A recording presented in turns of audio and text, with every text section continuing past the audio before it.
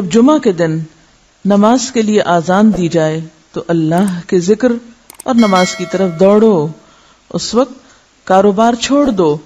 اگر تم سمجھو تو یہ تمہارے حق میں بہت بہتر ہے، یعنی اسی میں تمہارا فائدہ ہے. لیکن سمجھنے کی بات ہے نا، کچھ لوگ اس وقتی تجارت میں فائدہ سمجھتے ہیں جو حقیقت میں خسارہ ہے. یعنی اس وقت تجارت کرنا یا اس وقت دنیا کے کام کرتے رہنا اور اللہ کی پکار پر لبیک نہ کہنا. حضرت ابو الجعد دمری رضی اللہ عنہ سے روایت ہے کہ رسول اللہ صلی اللہ علیہ وسلم نے فرمایا، جو شخص سستی کی وجہ سے 3 جمعے چھوڑ دے تو اللہ تعالیٰ اس کے دل پر مہر لگا دیتا ہے.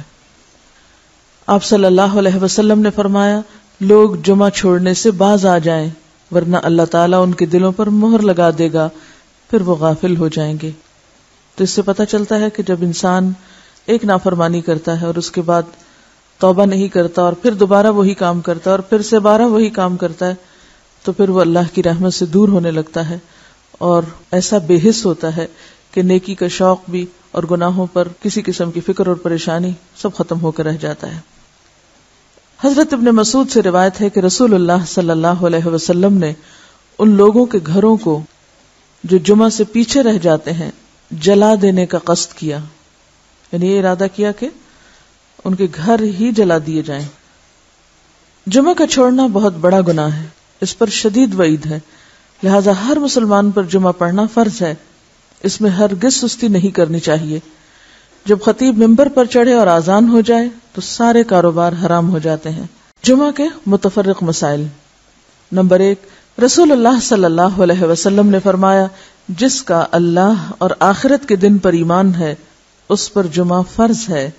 مریض، مسافر، عورت، نابالغ لڑکا اور غلام جمعہ کی فرضیت سے مستثنی ہے، یعنی ان پر جمعہ فرض نہیں. اگر چاہیں تو پڑھ لیں، نہیں تو ظہر کی نماز بھی کافی. نمبر 2، نبی صلی اللہ علیہ وسلم نے فرمایا، جو شخص جمعہ کے روز خوب اچھی طرح نہائے اور پا پیادہ یعنی پیدل مسجد میں جائے، امام کے نزدیک ہو کر دل جمی سے خطبہ سنے، یعنی ادھر ادھر غفلت کے ساتھ نہیں بلکہ پوری توجہ کے ساتھ اگلی صفوں میں بیٹھ کر، اور کوئی لغو بات نہ کرے، تو اس کو ہر قدم پر 1 برس کے روزوں کا اور اس کی راتوں کے قیام کا ثواب ہوگا. یعنی اتنا فضیلت والا عمل ہے اگر کوئی شخص پوری توجہ اور محبت اور شوق کے ساتھ کرے. حضرت سلمان فارسی رضی اللہ عنہ سے روایت ہے کہ رسول اللہ صلی اللہ علیہ وسلم نے فرمایا، جو شخص جمعہ کو نہائے اور جس قدر پاکی حاصل ہو سکے کرے، یعنی اپنے جسم کی بھی صفائی، اپنے بالوں کی، ہر چیز کی، پھر تیل یا اپنے گھر سے خوشبو لگائے جو بھی میسر ہو، یعنی تھوڑا اہتمام کے ساتھ نکلے، اور مسجد کو جائے، وہاں 2 آدمیوں کے درمیان راستہ نہ بنائے، یعنی لوگوں کی گردنیں نہ پھلانگے یا ان کو پریشان نہ کرے آگے جانے کے لیے، یعنی جہاں جگہ ملے وہیں بیٹھ جائے، پھر اپنے مقدر کی نماز پڑھے، پھر دوران خطبہ خاموش رہے، تو اس کے گزشتہ جمعہ سے لے کر اس جمعہ تک کے گناہ بخش دیے جاتے ہیں. اب یہاں پر گناہوں کی بخشش کس چیز کے ساتھ منسلک ہے کہ انسان اپنی ذات سے کسی کو تکلیف نہ دے، یعنی صرف اتنا نہیں کہ آپ خود شوق سے چلے ہیں نیکی کرنے، عبادت کرنے، اور اپنے شوق میں دوسروں کے لیے باعث اذیت ہیں، ایسا نہیں ہونا چاہیے. رسول اللہ صلی اللہ علیہ وسلم نے فرمایا، جو شخص غسل کر کے جمعہ کے لیے آتا ہے اور خطبہ شروع ہونے تک جس قدر ہو سکے نوافل ادا کرتا ہے، پھر خطبہ جمعہ شروع سے لے کر آخر تک خاموشی کے ساتھ سنتا ہے، تو اس کے گزشتہ جمعہ سے لے کر اس جمعہ تک اور مزید 3 دن کے گناہ معاف کر دیے جاتے ہیں. حضرت عبداللہ بن عباس رضی اللہ عنہ فرماتے ہیں، مسجد نبوی کے بعد جو سب سے پہلا جمعہ پڑھا گیا وہ بحرین کے گاؤں جوافہ میں عبد القیس کی مسجد میں تھا. اس سے کیا پتہ چلتا ہے کہ جمعہ صرف بڑے شہر میں نہیں بلکہ گاؤں وغیرہ میں بھی پڑھا جا سکتا ہے، یا جہاں بھی لوگوں کی آبادی ہو، اکٹھے رہتے ہوں، وہاں پر جمعہ پڑھنا چاہیے، یہ جمعے کا اہتمام کیا جانا چاہیے. یہاں اس موقع پر میں یہ یاد دہانی آپ کو کرا دوں کہ جن خواتین کے لڑکے ہیں خاص طور پر ان کو، اپنے شوہروں کو، اپنے مرد رشتہ داروں کو یہ احادیث ضرور پڑھوا دیں یا ان کو یاد دہانی کرا دیں، تاکہ وہ اگر جاتے بھی ہیں جمعہ پڑھنے تو شوق سے جایا کریں اور ان آداب کا خیال بھی رکھیں جو رکھنے چاہیے. اسد بن زرارہ نے نقی الخدمات کے علاقے میں بنو بیازہ کی بستی حزم النبیت جو مدینہ سے 1 میل کے فاصلے پر تھی اس میں جمعہ قائم کیا. حضرت عبداللہ بن عمر مکہ اور مدینہ کے درمیان بسنے والے لوگوں کو جمعہ پڑھتے دیکھتے تو اعتراض نہ کرتے۔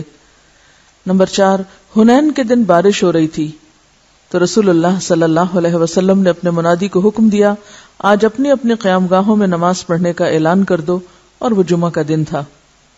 یعنی اگر بارش کا موسم ہو اور جانے میں تکلیف ہو تو ایسی صورت میں پھر ظہر کی نماز گھر پہ پڑھی جا سکتی ہے جب نکلنے میں حرج ہو۔ حضرت ابو ہریرہ سے روایت ہے کہ نبی صلی اللہ علیہ وسلم نے فرمایا، آج کے دن 2 عیدیں عید اور جمعہ اکٹھی ہو گئی ہیں، جو شخص صرف عید پڑھنا چاہے اسے وہ کافی ہے، لیکن ہم عید اور جمعہ دونوں پڑھیں گے۔ یعنی اگر ایک ہی دن میں 2 چیزیں ہوں تو ایک کی رخصت ہے، یعنی عید پڑھنا کافی ہے، جمعہ جو ہے اس کی بجائے ظہر کی نماز بھی پڑھی جا سکتی ہے، لیکن آپ صلی اللہ علیہ وسلم نے پھر بھی دونوں چیزوں کو پڑھنا پسند فرمایا، اگرچہ سہولت رکھی۔ عبداللہ بن زبیر رضی اللہ عنہ کے زمانے میں جمعہ کے دن عید ہوئی تو انہوں نے نماز عید پڑھائی، جمعہ نہ پڑھایا۔ اس واقعے کی خبر ابن عباس کو ملی تو انہوں نے فرمایا، ان کا یہ عمل سنت کے مطابق ہے۔ نمبر 6، رسول اللہ صلی اللہ علیہ وسلم نے فرمایا، اگر گنجائش ہو تو جمعہ کے لیے روزانہ استعمال ہونے والے کپڑوں کے علاوہ کپڑے بناؤ۔ یعنی اگر گنجائش ہو اور آسانی ہو اور سہولت ہو، اس سے یہ مطلب نہیں کہ ہر ہفتے نیا جوڑا سلوایا جائے، اس کا مطلب یہ ہے کہ جمعے کا جوڑا مخصوص بھی رکھا جا سکتا ہے، ٹھیک ہے، نہیں ایک دفعہ آپ نے سلوا لیا، اس کو ہر روز پہننے کی بجائے جمعے کے دن پہنا جائے، یعنی جمعے کا لباس مخصوص کیا جا سکتا ہے عام روزمرہ کے لباس سے، یعنی اہتمام کی بات ہے، اصل میں صرف نئے کپڑے سلوانے کی بات نہیں۔ نبی صلی اللہ علیہ وسلم نے دوران خطبہ گوٹ مار کر بیٹھنے سے منع فرمایا۔ گوٹ مارنا اس طرح بیٹھنے کو کہتے ہیں کہ ہاتھ یا کپڑے کے ساتھ رانوں کو پیٹ سے ملا کر بیٹھیں، ٹھیک ہے، اس طرح بیٹھنے سے عموماً نیند آ جاتی ہے اور پھر آدمی خطبہ نہیں سن سکتا۔ علاوہ ازیں اس حالت میں آدمی اکثر گر پڑتا ہے یا بے حجاب ہونے کا بھی اہتمام ہوتا ہے۔ بیٹھ کے دکھائیے، جی ہاں، اس طرح، یعنی بہت ہی ریلیکس قسم کی اور کیجول قسم کی سٹنگ ہے، یہ اس سے منع کیا گیا ہے۔